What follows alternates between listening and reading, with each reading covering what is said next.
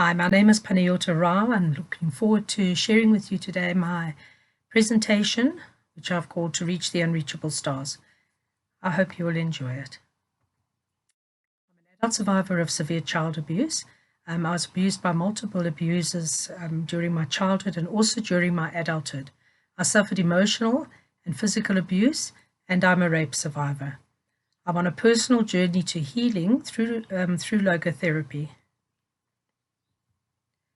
Some of the struggles that child abuse trauma survivors might experience both in their childhood and often also well into their adulthood: a sense of hopelessness, nightmares and flashbacks, intrusive thoughts and feelings, shame and self-hatred, startle response, panic attacks, emotional overwhelm, chronic pain and headaches, eating disorders, self-destructive behaviors, little or no memories, hypervigilance, dissociation, depression, irritability, loss of interest, numbing, insomnia, decreased concentration, guilt feelings, daydream world for escapism, something that I have another presentation on if you'll look out for that, and dissociative identity disorder, which is one of my biggest struggles.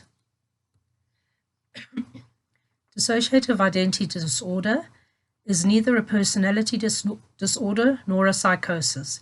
It is certainly not the same as schizophrenia, with which it is so often mistaken. DID is simply a creative survival mechanism for coping with overwhelming and chronic childhood trauma. Is dissociative identity disorder the same as multiple personality disorder? Its previous name of multiple personality disorder was misleading, as it suggested that in dissociative identity disorder, the person has multiple personalities, as if several different people are living in the same body. This may be what it subjectively feels like to many people with DID, but is not the objective truth. Rather, the personality of the one person is compromised of many parts that are not yet functioning together in a smooth, coordinated, and flexible way.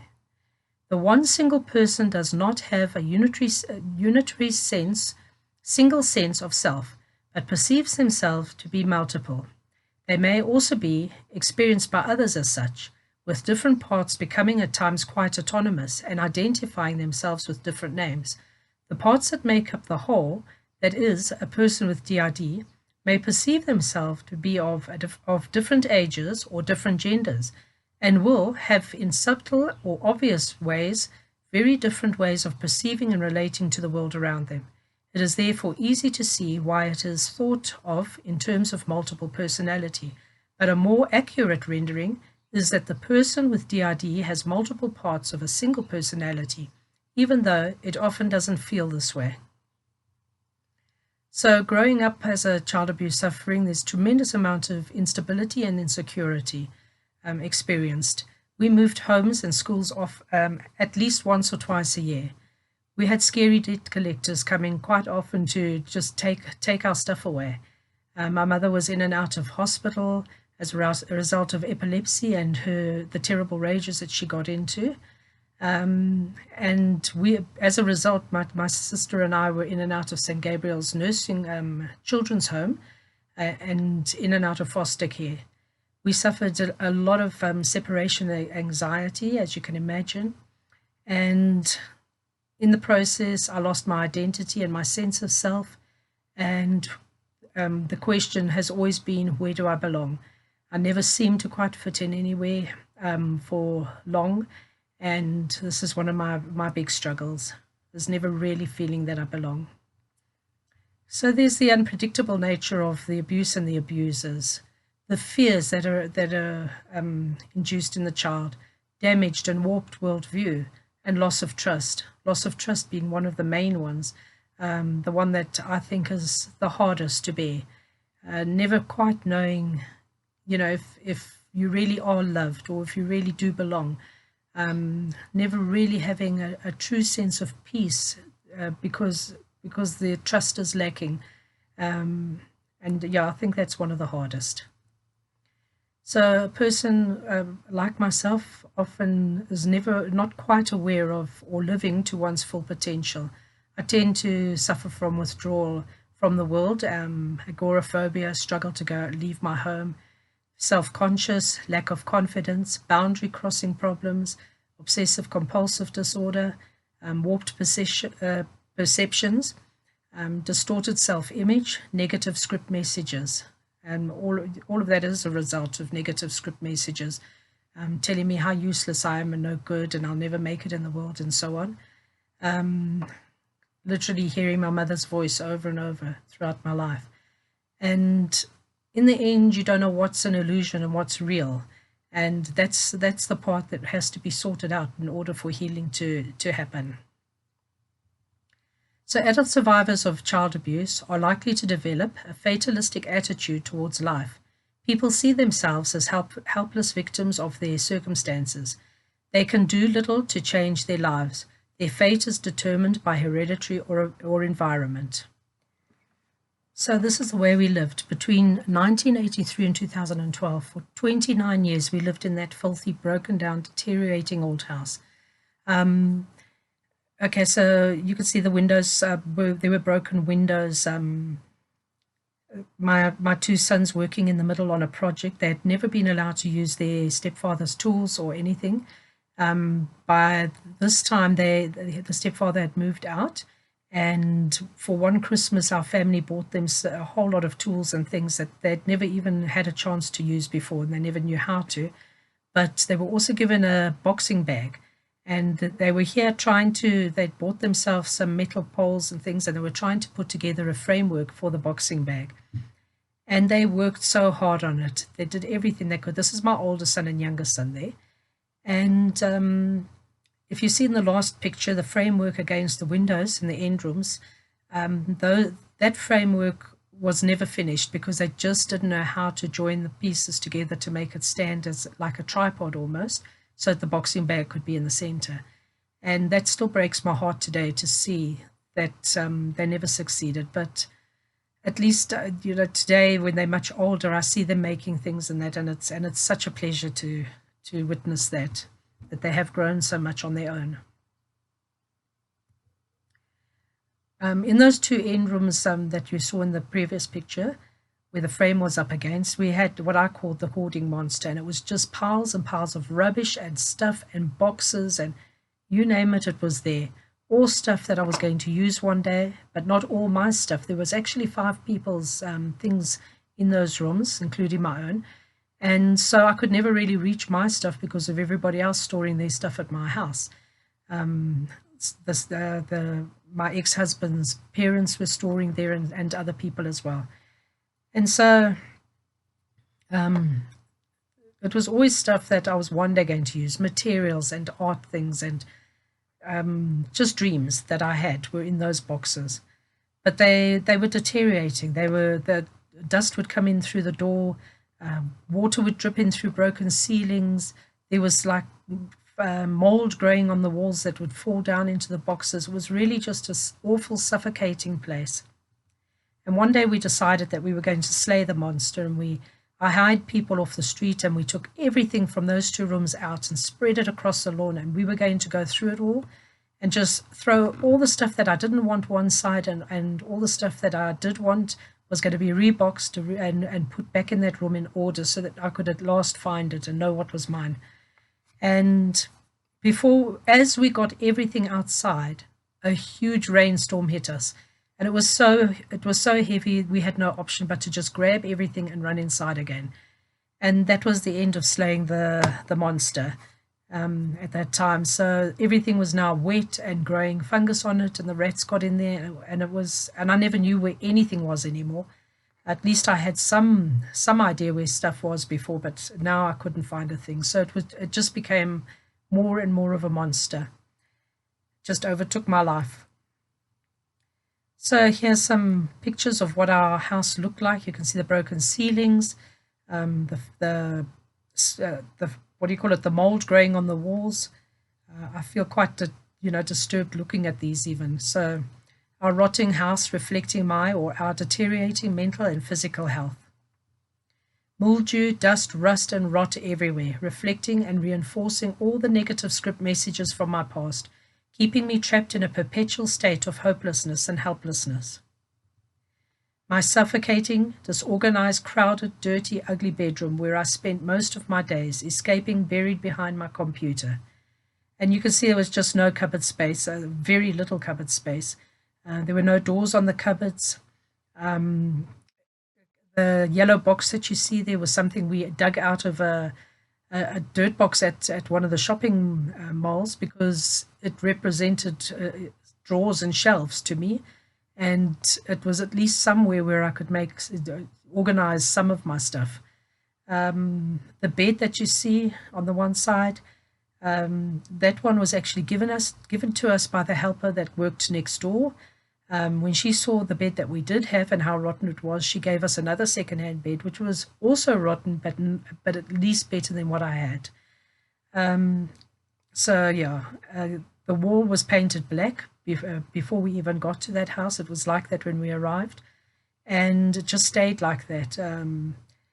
My husband at the time did nothing to improve the home, and it just deteriorated. We had no money, so you can see on that blackboard, though, there's the words "I love you" that one of my children had written there, and I left it there for years and years because it just helped me to sleep at night, to see those words before I closed my eyes. You can see by my desk, it's just piles of paper and stuff, things that I wanted to sort through, things that I needed to organize, and there was just nowhere to put it all. So in the end, I was surrounded by chaos. My mind was full of chaos. My home was chaos. And the only escape I had was either my garden or inside that computer, to just sit there and talk to people, write stories, whatever I did that involved that little world inside my computer. So repressed meanings do not necessarily cause neurosis, but an inner emptiness into which neurosis can enter, especially in conflicts of conscience, or existential frustration. Existential frustration, being unable to find a why, can lead to feelings of inner emptiness, which Frankl calls an existential vacuum. One can describe the existential vacuum as man's feeling of inner emptiness, of doubting that life has any meaning at all, of having a feeling of ultimate absurdity. When one is unable to find a purpose and queries the sense of being alive, one experiences an inner vacuum. Existential frustration and existential vacuum. What am I living for? Is a cry of despair and a cry for meaning. So I wrote there, I know that there is indeed a path through the forest to a place where the sun shines brightly. And I think what I meant there was that it didn't matter how dark my life was, how bad things seemed. I always part of me just knew that I was born for a purpose, and there had to be something more beyond this darkness, and that if I could just hold it together for long enough, that I would eventually reach that beautiful place where the sun shone brightly for me. And indeed it did. Many times throughout my life, I often found myself back in the forest, but I still believe every single time that there is a way out, and there must be a reason for what's happening, and I must be strong enough to get through it, and I must make it to the place where the sun shines. I once wrote, "How lovely the sweet spirit who lives within. How beautiful is she. She's true and wise and full of love as she was born to be. Her nature truly is divine, for she was created so. God the Father's love for her, he wants her to always know. So he sent her into this world to live, and has given her tests and trials. And though she struggled very hard, he's blessed her with his smiles. No trial could ever destroy her, no one's cruelty, because her spirit who lives within is strong enough, you see. And all those who've never believed in her will not cause her to give in. For her spirit who lives upon this earth never forgets where she has been. She keeps heaven in her memory and has carried it throughout her life. It's been the strength she's held on to through all her toils and strife. How lovely the sweet spirit who lives within. How beautiful is she. She's true and wise and full of love, as she was born to be." And please excuse a little bit of stammering and so on. I do have a little bit self-conscious issues, and my brain doesn't quite collect with my speech sometimes. So what gave my life meaning and kept me going during all those years? Frankl maintains that as human beings, we all have a will to meaning. We all want something worthwhile and purposeful to live and work for. We all want to feel needed, called upon to carry responsibility for something or someone. By exercising the unique responsibilities that life has entrusted to us, we feel a sense of moral integrity. Our lives are serving an unique purpose. We have a destined role to play, and in our own way, we are irreplaceable. These are the things that endure our life with meaning and that we deeply, within ourselves, want to experience.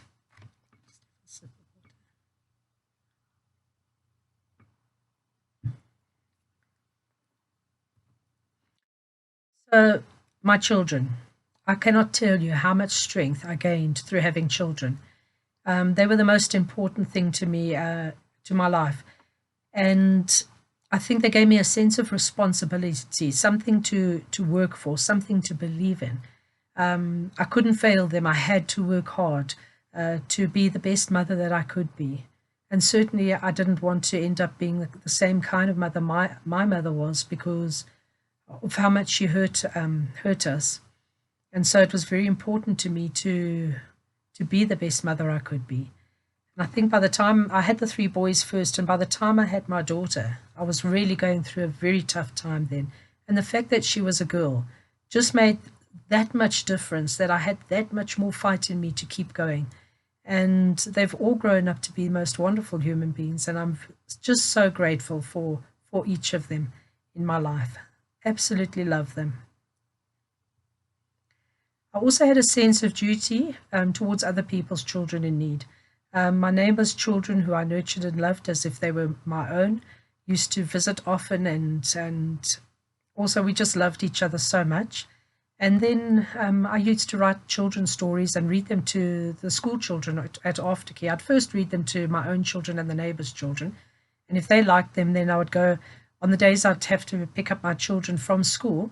The aftercare children would surround me while I was waiting for my children to finish their activities and say, "Have you got a story for us?" And it was just something that gave me such a boost of confidence and such a wonderful feeling and of being loved and cared about and being able to love and care for others. It was very, very special time for me. And as I said, I also wanted to be a really good mother, and I wanted my children and even my neighbors' children to experience being carefree children playing outside in the sun and the mud. So there you can see the neighbor's child on them in the middle in the white outfit, and they all, my two and her, are painting with their feet. Thought that was very good fun. And in the other picture, they're playing in the mud. Garnishing and herb demonstrations for Wordsworth High School, matric students, church groups, and women's institutes. So this was another area that I was able to do something creative, which gave me a sense of being special, as I was able to do something that not a lot of other people were doing at the time, and to be able to feel important enough that I could do this. Do something like this gave me the strength to stand up in front of people and to actually be able to share with them how to do it. And that just gave me a sense of courage that I otherwise wouldn't have had. I mean, I was totally unable to speak one-on-one with a person. Just one person in front of me would cause me to blush so badly that my glasses would steam up, and I would feel so embarrassed. So to be able to do something that I wouldn't normally have been able to do was such a boost for my confidence, and it prepared me for my future, for even what I'm doing today. Also, I became very artistic and could do all sorts of things, as you can see there. Copy artist, painting, oil painting, you name it. And then tatting, knitting, crocheting, sewing, collage, decoupage, baking, and preserving. And in the middle, you see a tattered cloth that I made. I only ever made two, and one was for my Greek stepmother, who was one of the greatest influences of my life, and the other for Teria Chantal, who, again, has been one of the greatest mentors and influences on my growth and healing. So I'm so grateful to both those wonderful women. My happy place was our garden outside of that awful house. Was this enormous garden, and it was just somewhere where we could go, be close to the earth, revive, exercise, and just breathe the fresh air and feel the sunshine on our skin. It took us away from the daunting horror, I would almost say, of the house. We also made lots of vegetables and lots of jams and things and preserves and dried vegetables. And I was able to exchange vegetables for services. We had a neighbor, Claude, who used to come over and fix our car or drains or whatever we needed help with, and we would give him some of our products in exchange, and that was just lovely. Poetry, something I've been doing since I was about 12 years old, a way of expressing myself. And I've written over 1,000 poems, and I hope that one day I'll be able to have them published. And so here's a poem that I wrote for my son who has Asperger's syndrome. Two men looked out from prison bars. The one saw mud and the other saw stars. The one who looked to the stars above held his head high and was filled with true love. The one who looked down at the mud below had no direction for which way to go. His life was as dull as the muddy scene, reflecting the past and who he had been. No hope for a future blessed and sure. He was as dark as his empty store. But the one who could see the stars' brilliant light knew that life's battle was worth the fight. He was the one who chose to face life's hard way and live to experience his own perfect day.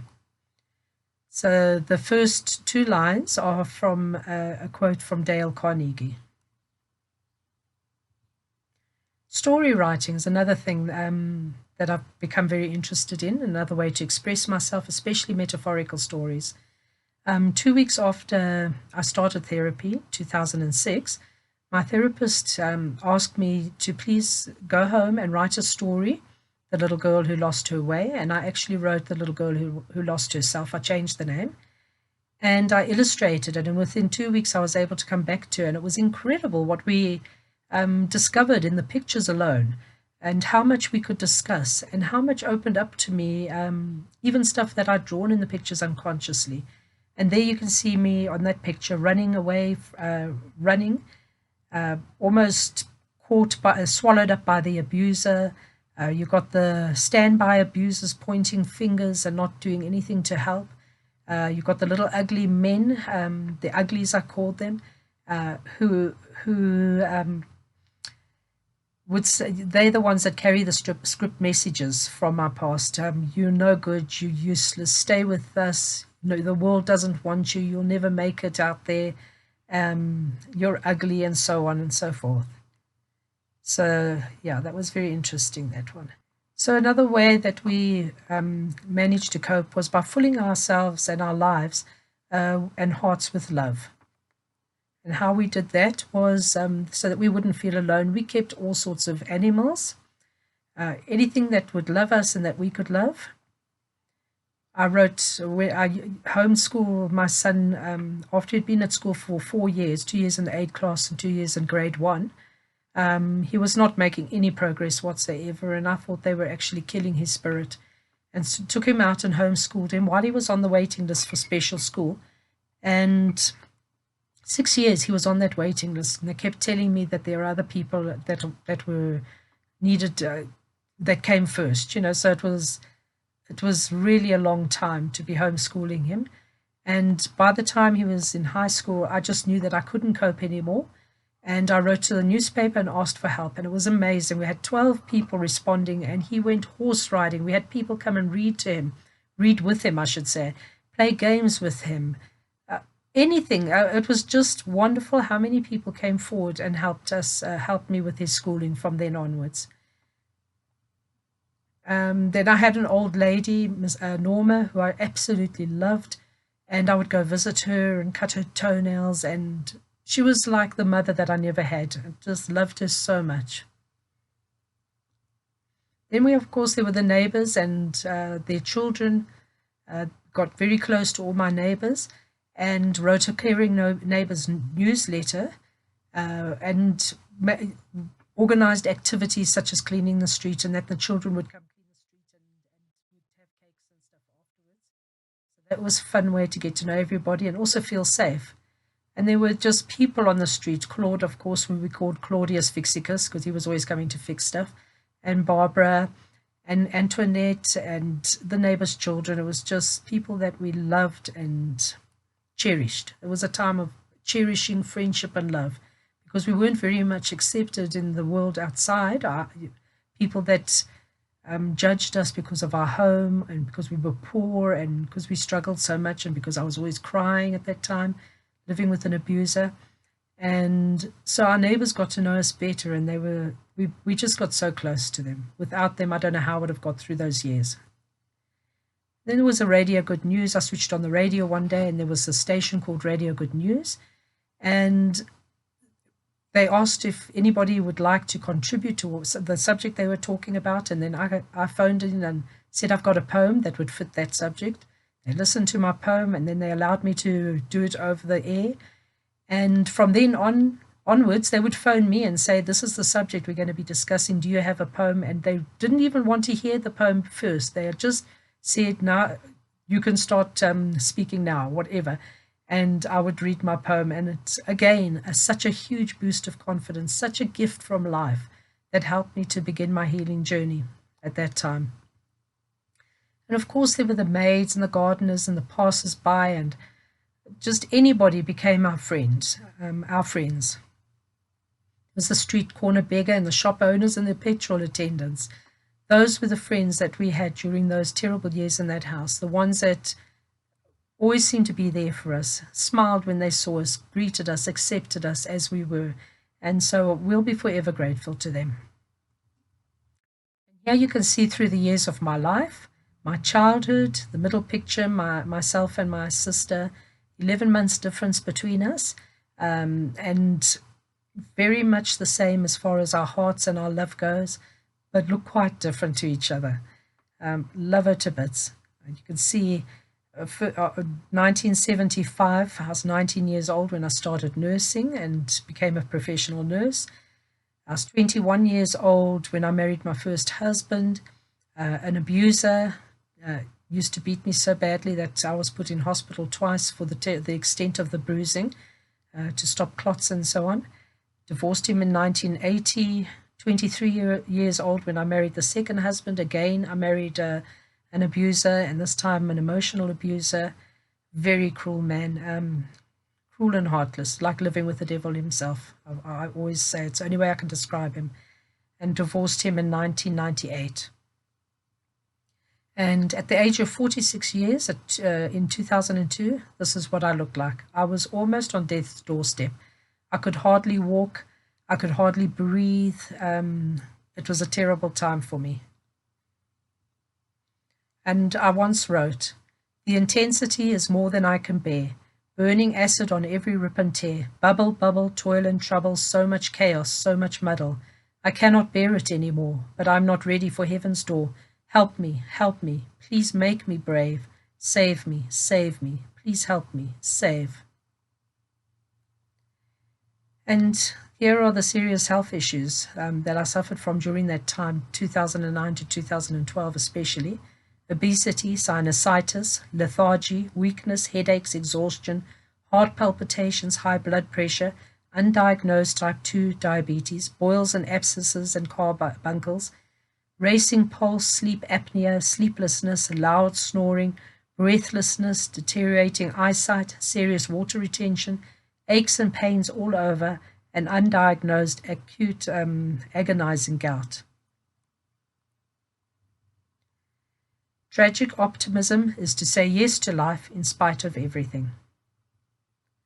So not only had my living conditions become unbearable over time, but during 2009, the transference and counter-transference that occurred in therapy had also become unbearable and unsafe for me. I stopped my therapy at the very start of 2011, never to return again. I began my life-saving logotherapy journey early 2009. He who has a why to live can bear almost anyhow. It was actually my logotherapy journey that has saved my life, even to this day. I went to Israel in 2012 at the age of 55. I was a person that couldn't even leave my home. But at the end of 2011, I did my advanced course examination, doing a presentation, and I was so scared that day. I was petrified, and I remember just just moving my feet one like a machine, one foot in front of the other, to that room that day, to the classroom. And when I sat down, my supervisor took my disc. They knew that I would have to go first because I wouldn't last long with the nerves. And they got me going, and I stood up and I did my presentation. And it was just wonderful. That day, Taria happened to be in the class from Israel. And she stood up when everybody stood up and they were clapping. And I heard above the claps, "This is going to Israel." And that was it. A few months later, I was in Israel on a 2-month holiday. And I still, right now, I can't believe that I did that on my own, traveling and all. But what a wonderful holiday it was. It was a time I will never forget. When I stood on that mountaintop, that you see the picture there, I was the happiest I've ever been in my life, and I knew that I felt as though if I reached up into the sky, I would actually touch the hand of God. And I also felt that if I jumped over the edge that day, that I would die the happiest I've ever been. So it was one of those mountaintop experiences, literally a mountaintop experience for me. And it was life-changing. And then exactly 1 year later, you can see how big I was in that first picture. 1 year later, look how much weight I'd lost. I was in Dallas, Texas, to present my presentation. I had already presented to 2 groups in Israel, which was incredible. And then a year later was the 19th World Congress of Logotherapy in Dallas, Texas, and my sister sponsored me. And that's my little sister there. We look so different from each other, but it was the most wonderful holiday together. I can't even express what a wonderful time it was. And there I am in Dallas, Texas, receiving my diplomat certificate. At the age of 58 years, that was me. Healthier and happier than I'd ever been in my life before. There are my 2 certificates. The dreams that I hadn't dared to dream yet had come true. I was now a diplomat, educator, administrator in Viktor Frankl's logotherapy, and a diplomat clinician as well. My favorite certificate is this one from Israel, because I'd actually done my diplomat clinician studies through Israel remotely on the computer. So that's my favorite certificate. The little Mrs. Courageous you see there is a picture my sister drew for me when I did my advanced course exam. And I've kept it all along now as my blog picture, profile picture. It's very special to me. She believed in me. Something meaningful draws us out of ourselves. It enlarges our vision, enriches us, and causes us to grow, to become bigger and better than we are. If we take a man as he is, we make him worse. If we take him as he ought to be, we help him to become it. So that was me. Well, at the start of 2012, I weighed 127 kgs. And see, in Israel, I went to Israel in 2012. I'd had the traumatic house move at the second half of 2012. Developed gout and diabetes by the end of 2012, and made an overnight decision to control both conditions with diet alone. With my new and healthier logotherapy mindset, I started to lose weight. And in the end, I stopped all my chronic medications. I'm living as if I don't even have diabetes, and I lost 52 kgs. So you can imagine how life-changing my whole logotherapy journey has been. I cannot say enough about logotherapy as a result. Our new house, as you can see there, is just beautiful. I have my little vegetable garden, not even nearly as big as it used to be, but it supplies my dietary needs, supplements them very well, and gives me something to do outside of this little house, and I just love it. Some of the flowers I've grown there. You can see the inside of this house, how lovely it is. I have organization. I have more cupboard space in this tiny house than I ever had in that 5-bedroom house before. More shelving, beautiful bathroom makeover, beautiful bathroom there. I love my house. Absolutely love it. So there you can see my qualifications, skills, presentations, and achievements. If you would like to look at that. And I would like to thank you very much for sharing my presentation with me today. I'm very grateful that I've had this opportunity, and I hope that it's helped in some way to show that it doesn't matter where we come from, there is always that potential inside of us. And if we're just willing to give ourselves a chance and to make the effort, we can make it in the end to where we're meant to be.